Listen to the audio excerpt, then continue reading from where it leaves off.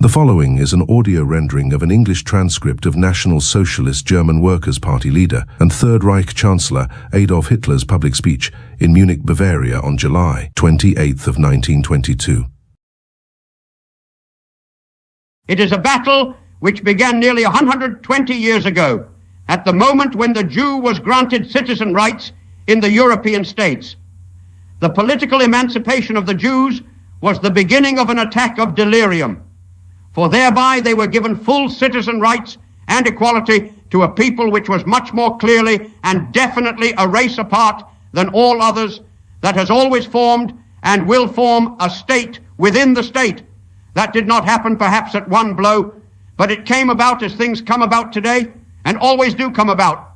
First a little finger, then a second and a third, and so bit by bit until at last a people that in the 18th century still appeared completely alien had won equal citizen rights with ourselves.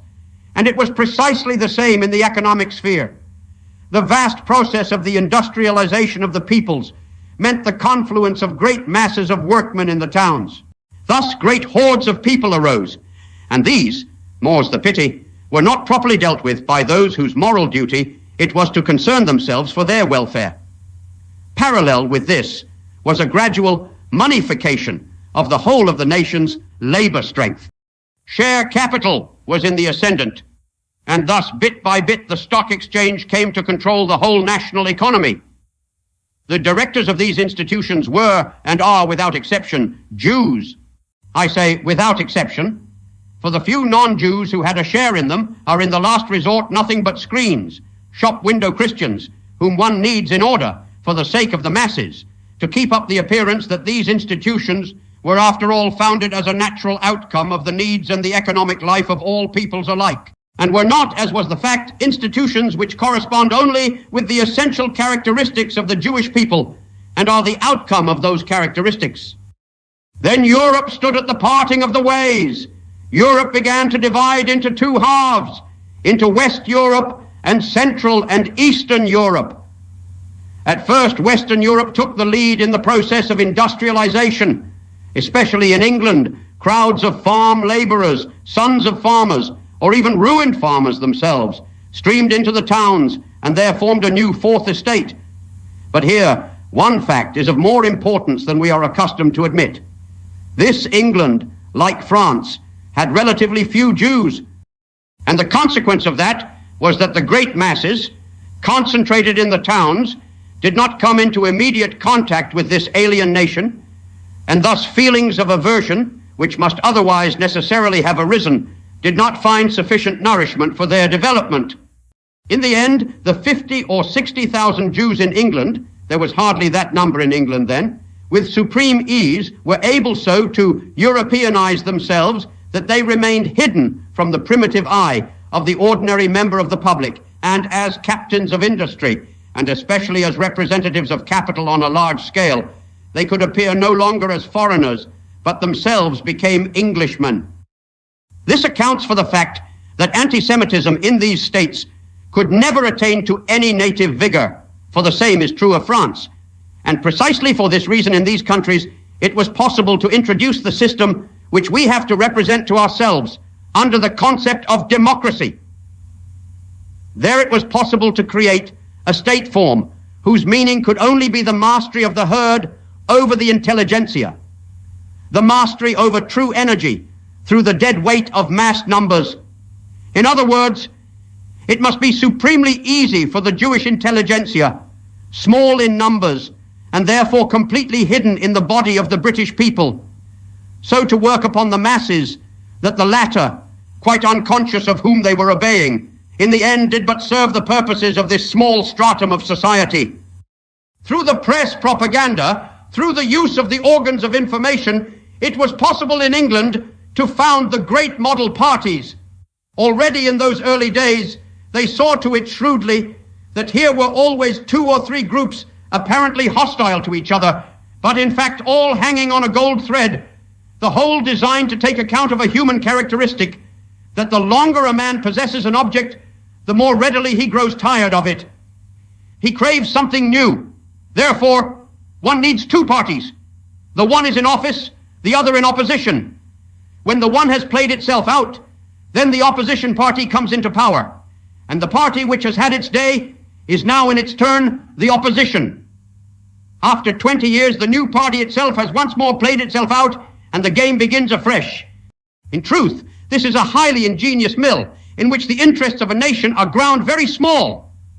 As everyone knows, this system is given some such name as self-government of a people. Besides this, we always find two great catchwords, freedom and democracy, used, I might say, as signboards.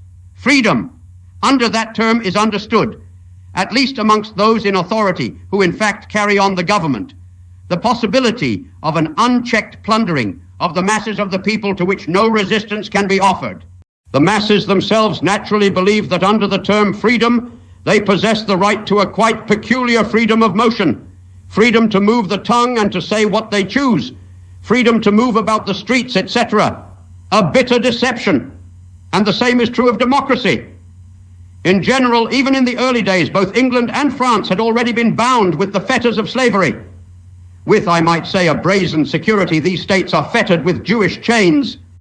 In consequence of this widespread aversion, it was more difficult for the Jew to spread infection in the political sphere, and especially so since traditionally loyalty was centered in a person.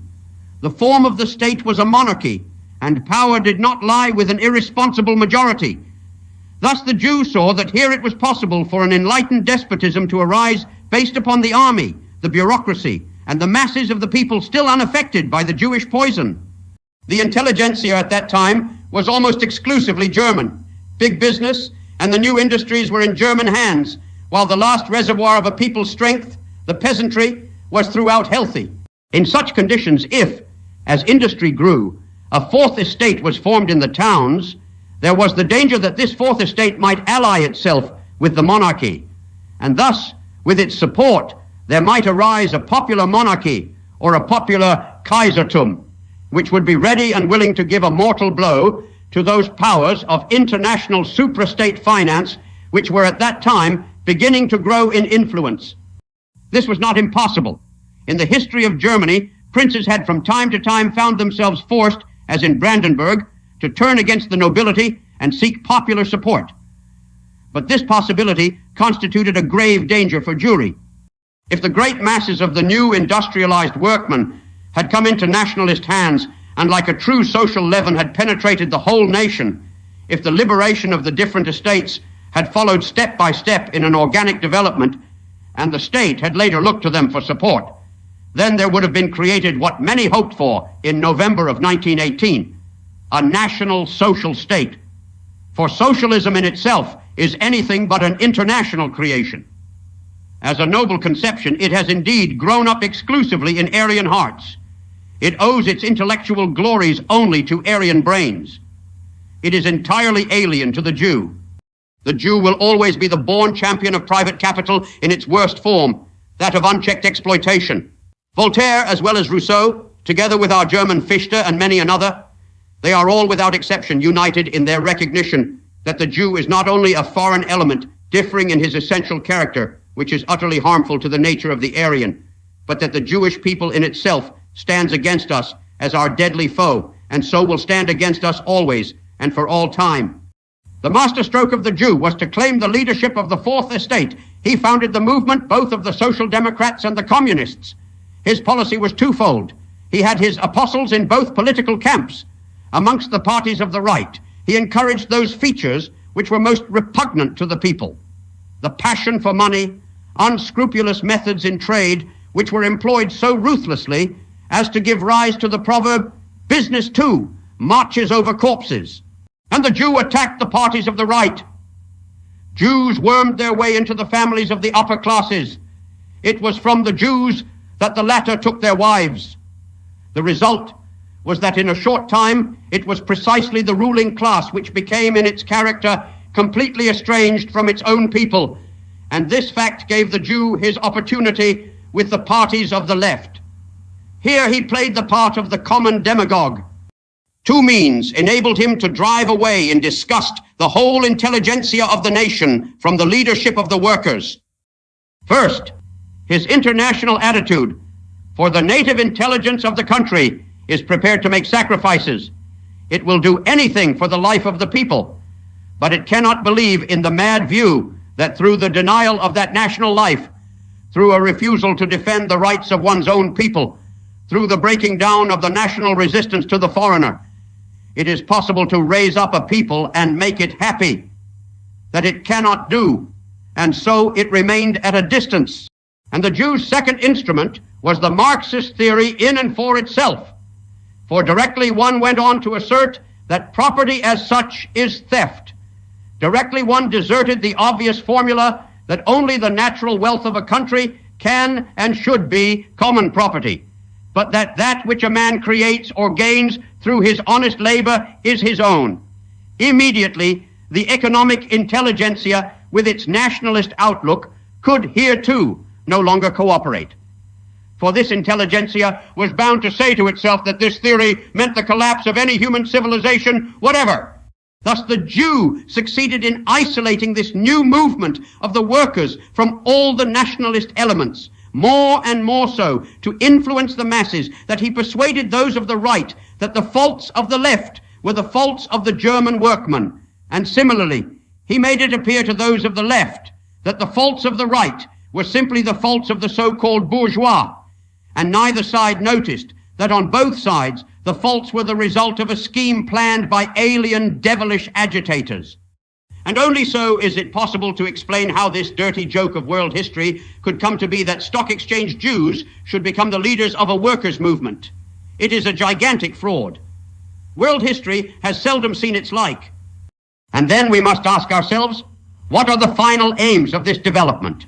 So soon as millions of men have had it hammered into them that they are so oppressed and enslaved that it matters not what their personal attitude may be to their people, their state, or economic life, then a kind of passive resistance must result, which sooner or later will do fatal damage to the national economy. Through the preaching of the Marxist economic theory, the national economy must go to ruin.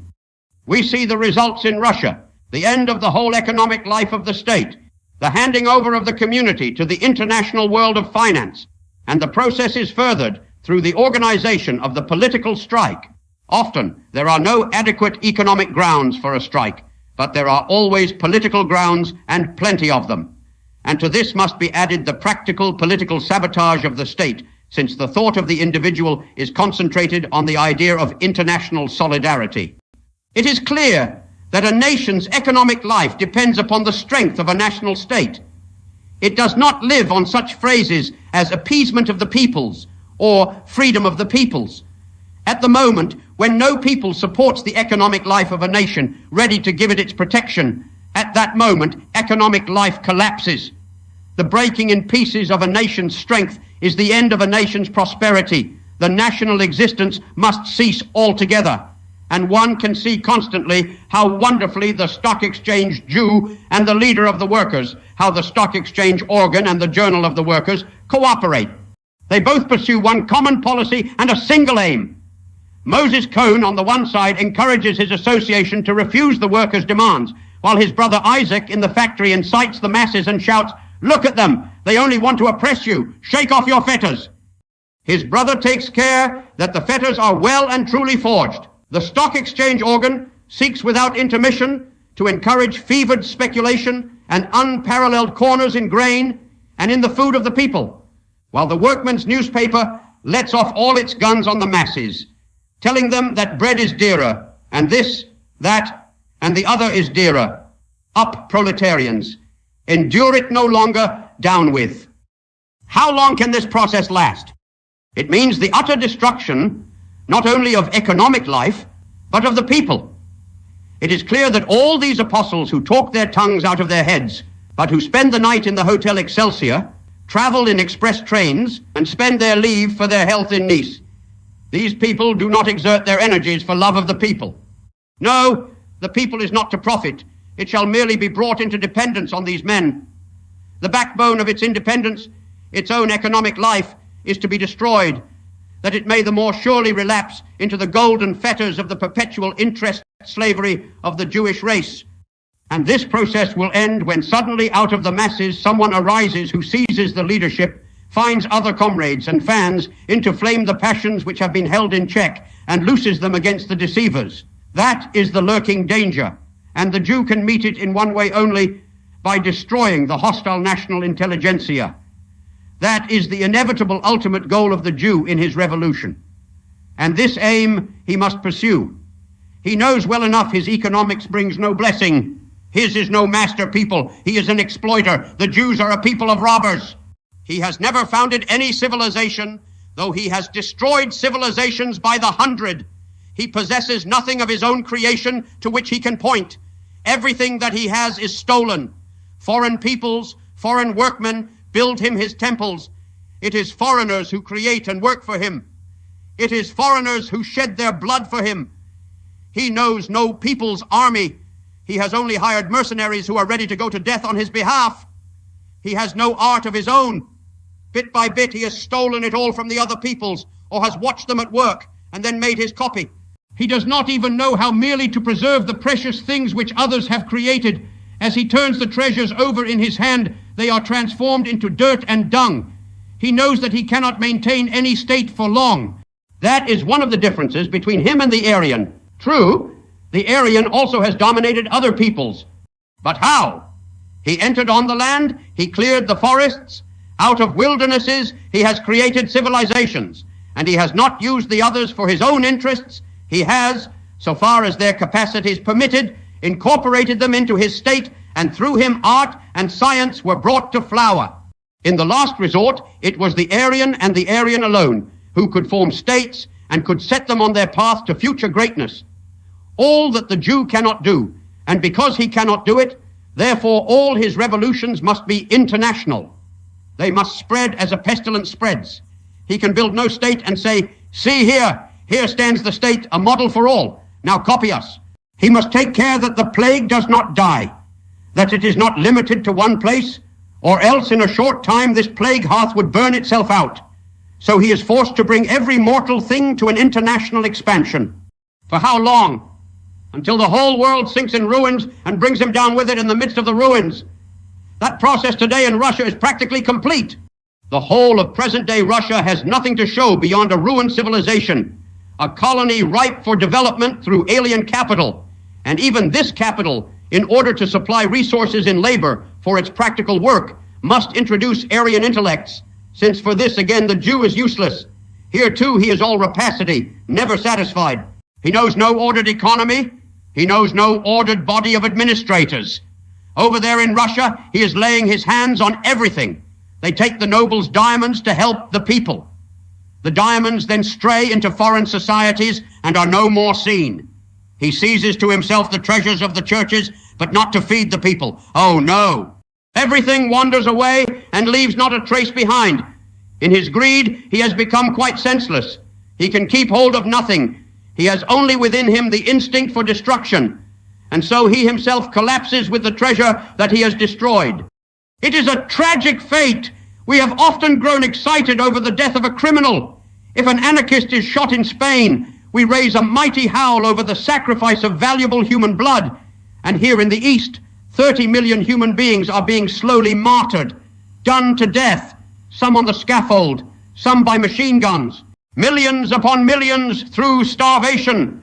A whole people is dying, and now we can perhaps understand how it was possible that formerly all the civilizations of Mesopotamia disappeared without a trace, so that one can only with difficulty find in the desert sand the remains of these cities. We see how in our own day whole countries die out under this scourge of God, and we see how this scourge is threatening Germany too, and how with us our own people in mad infatuation is contributing to bring upon itself the same yoke, the same misery. We know that the revolution which began in 1918 has covered perhaps but the first third of its course. Two things, however, there are which must scourge it forward upon its way: economic causes and political causes. On the economic side, the ever-growing distress, and in the political sphere, are not nearly all Germans in their hearts, let each one admit it, in despair when they consider the situation which leaves us quite defenseless in face of a Europe which is so hostile to Germany. And why is Europe hostile? We see how over there in this other Europe, it is not the peoples which agitate against us. It is the secret power of the organized press which ceaselessly pours new poison into the hearts of these peoples. And who are then these bandits of the press? The brothers and the relatives of the publishers of our own newspapers. And the capital source which provides the energy which here and there drives them forward is the Jewish dream of world supremacy. Today, the idea of international solidarity has lost its force. One can still bring men out of the factories, but only by means of terrorism. If you ask for an honest answer, the worker will confess that he no longer believes in this international solidarity, and the belief in the so-called reasonableness of the other peoples has gone too. How often have we been told that reason will lead them not to be too hard with us? True, reason should have moved them thus, but what did move them had nothing to do with reason. For here, there is no question of the thought of reasonable peoples. It is the thought of a wild beast, tearing, raging in its unreason, that drives all of them to the same ruin as that to which we ourselves are driven. So the masses of the people in Germany are becoming, in the political sphere, completely lost. Yet here and there, people are beginning to get some practice in criticism. Slowly, cautiously, and yet with a certain accuracy, the finger is being placed on the real wound of our people. And thus one comes to realize, if only this development goes on for a time, it might be possible that from Germany the light should come which is destined to light both Germany and the world to their salvation. And at that point, the everlasting lie begins to work against us with every means in its power. It is said, if one criticizes the state of affairs to which we have been brought today, that one is a reactionary, a monarchist, a pan-German. I ask you, what would probably have been the state of Germany today if during these 3 years there had been no criticism at all? I believe that in fact there has been far, far too little criticism. Our people, unfortunately, is much too uncritical, or otherwise it would long ago have not only seen through many things, but would have swept them away with its fist. The crisis is developing towards its culmination. The day is not far distant when, for the reasons which I have stated, the German Revolution must be carried forward another step. The leaders know all too well that things cannot always go on as they are going today. One may raise prices 10 times by 100%, but it is doubtful if in the end even a German will accept 1,000,000 of marks for his day's wage, if in the last resort with his 1,000,000 wage he must still starve. It is a question whether one will be able to keep up this great fraud upon the nation. There will come a day when this must stop, and therefore one must build for that day before it comes. And so now Germany is reaching that stage which Russia has drunk to the lees. Now in one last stupendous assault, they will finally crush all criticism, all opposition, no, rather whatever honesty is still left to us, and that they will do the more rapidly, the more clearly they see that the masses are beginning to understand one thing, National Socialist teaching. Whether for the moment it comes to them under that name or under another, the fact is that everywhere more and more it is making headway. Today all these folk cannot yet belong to a single party, but wherever you go, in Germany, yes, almost in the whole world, you find already millions of thinking men who know that a state can be built only on a social foundation, and they know also that the deadly foe of every social conception is the international Jew. Every truly national idea is in the last resort social. He who is prepared so completely to adopt the cause of his people that he really knows no higher ideal than the prosperity of this, his own people. He who has so taken to heart the meaning of our great song, Deutschland, Deutschland, über alles, that nothing in this world stands for him higher than this Germany. People and land, land and people, he is a socialist. And he who in this people sympathizes with the poorest of its citizens, who in this people sees in every individual a valuable member of the whole community, and who recognizes that this community can flourish only when it is formed not of rulers and oppressed, but when all according to their capacities fulfill their duty to their fatherland and the community of the people and are valued accordingly. He who seeks to preserve the native vigor, the strength and the youthful energy of the millions of working men, and who above all is concerned that our precious possession, our youth, should not before its time be used up in unhealthy, harmful work. He is not merely a socialist, but he is also national in the highest sense of that word. It is the teaching of these facts which appears to the Jews as leaders of the revolution today to constitute a threatening danger. And it is precisely this which, more than anything else, makes the Jew wish to get in his blow as soon as possible. For one thing he knows quite well. In the last resort, there is only one danger which he has to fear, and that danger is this young movement. He knows the old parties. They are easily satisfied. Only endow them with a few seats as ministers or with similar posts, and they are ready to go along with you. And in especial, he knows one thing. They are so innocently stupid. In their case, the truth of the old saying is proved afresh every day. Those whom the gods wish to destroy, they first strike with blindness. They have been struck with blindness. Therefore it follows that the gods wish to destroy them.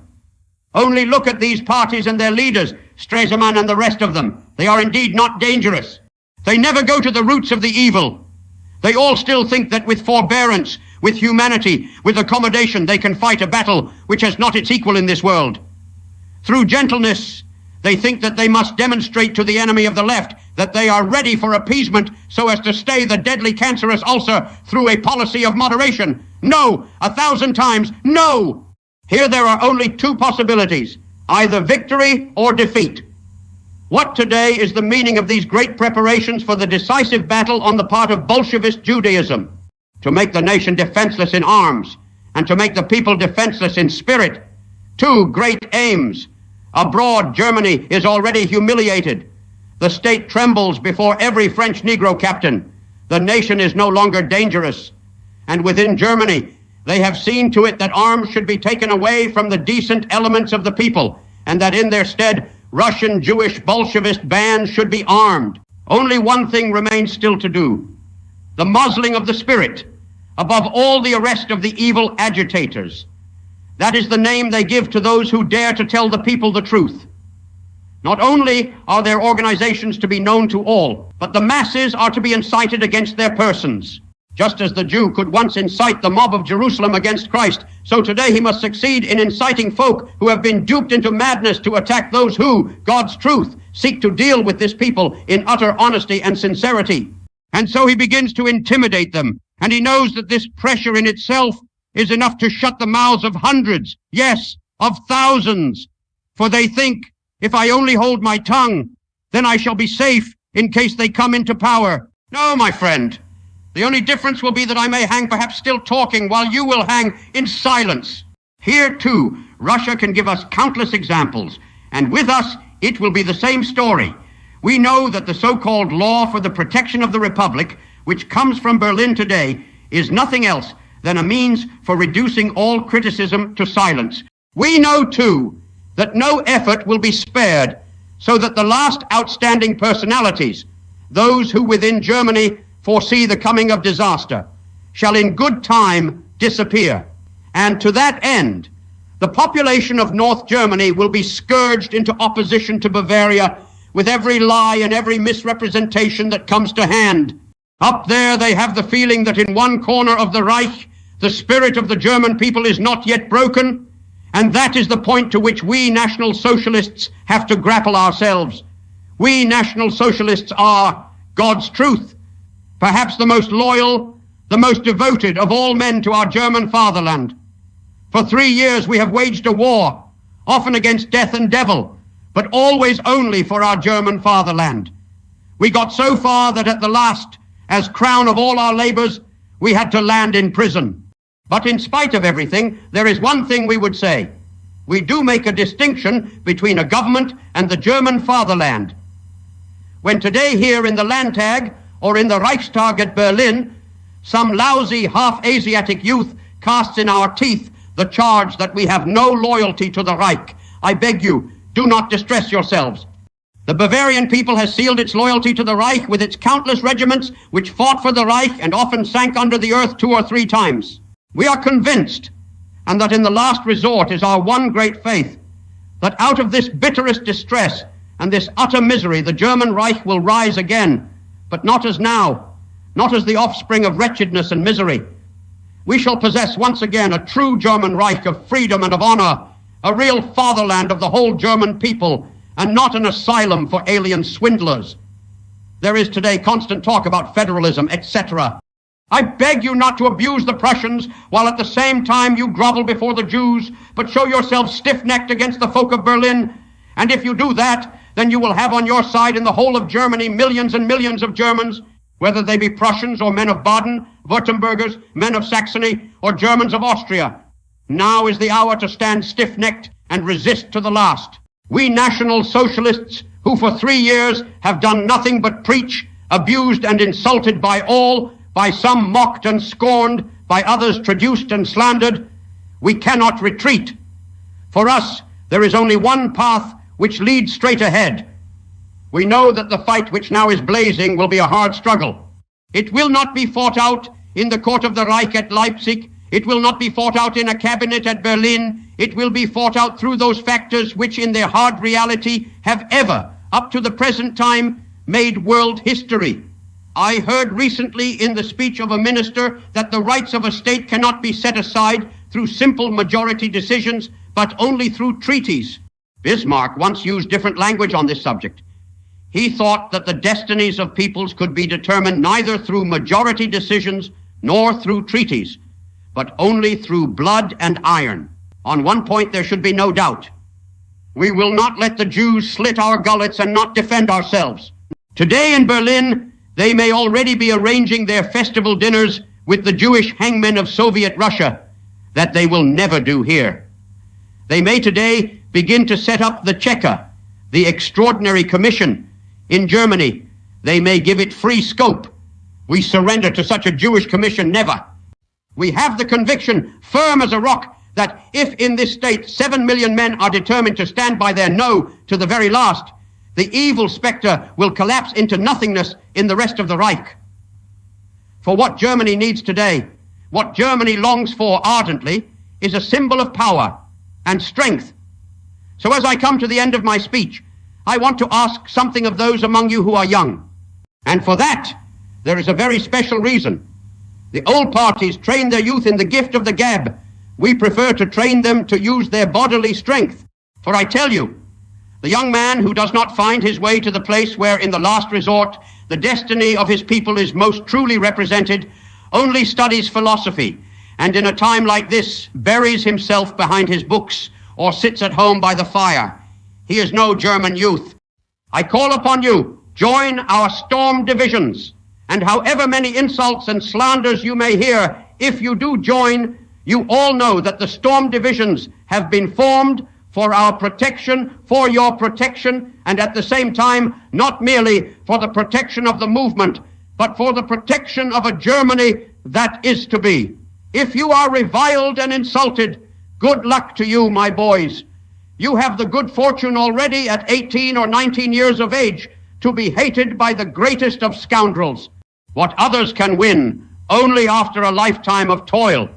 This highest gift of distinguishing between the honest man and the brigand falls as a piece of luck into your lap while you are but youths. You can be assured that the more they revile you, the more we respect you. We know that if you were not there, none of us would make another speech. We know, we see clearly that our movement would be cudgeled down if you did not protect it. You are the defense of a movement that is called one day to remodel Germany in revolutionary fashion from its very foundations in order that there may come to birth what perhaps so many expected on the 9th of November. A German Reich and a Germanic and, so far as in us lies, a German Republic. Every battle must be fought to the end. Better that it come early than late. And he ever stands most securely who from the first goes to the fight with the greatest confidence. And this highest confidence we can carry with us in our hearts. For he who on our side is today the leader of the German people, God's truth, he has nothing to win, but perhaps only everything to lose.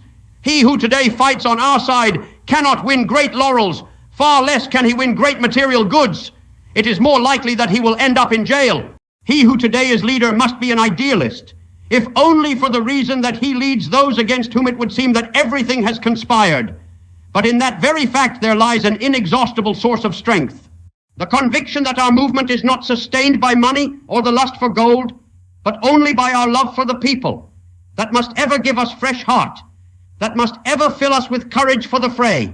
And as my last word, take with you this assurance, If this battle should not come, never would Germany win peace. Germany would decay and at the best would sink to ruin like a rotting corpse. But that is not our destiny. We do not believe that this misfortune which today our God sends over Germany has no meaning. It is surely the scourge which should and shall drive us to a new greatness, to a new power and glory, to a Germany which for the first time shall fulfill that which in their hearts millions of the best of our fellow countrymen have hoped for through the centuries and the millennia, to the Germany of the German people,